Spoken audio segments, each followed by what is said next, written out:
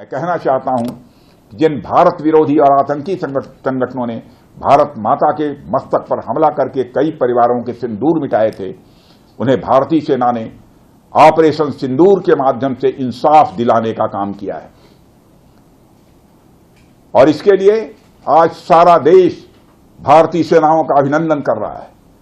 Operation सिंदूर सिर्फ एक सैन्य कार्रवाई भर नहीं है, बल्कि भारत की राजनैतिक, सामाजिक और सामरिक इच्छा शक्ति का प्रतीक है।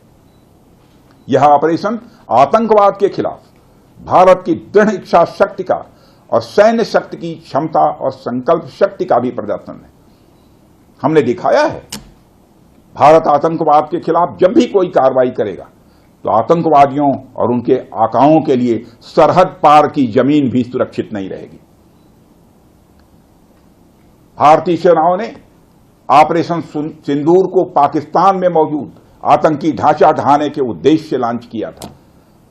हमने उनके आम नागरिकों को कभी निशाना नहीं बनाया था, मगर पाकिस्तान ने न केवल भारत के नागरिक इलाकों को निशाना बनाया, बल्कि मंदिर, गुरुद्वारा, गिरजाघर पर भी हमले करने का प्रयास किया।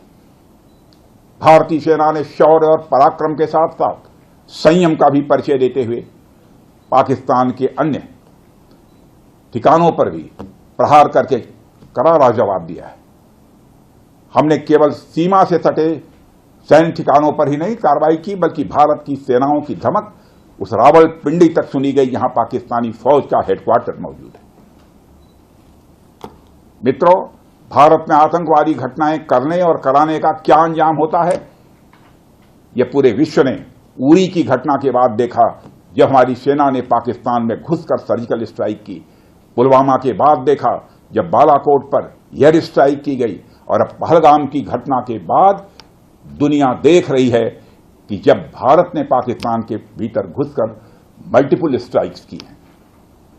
आतंकवाद के खिलाफ जीरो टॉलरेंस की नीति पर चलते हुए हमारे यशस्वी प्रधानमंत्री नरेंद्र मोदी ने स्पष्ट कर दिया है कि यह नया भारत है जो आतंक के खिलाफ सरहद के इस पार और उस पार दोनों तरफ प्रभावी कार्रवाई करेगा। यह हमारे प्रधानमंत्री जी ने स्पष्ट रूप से यह संदेश दे दिया।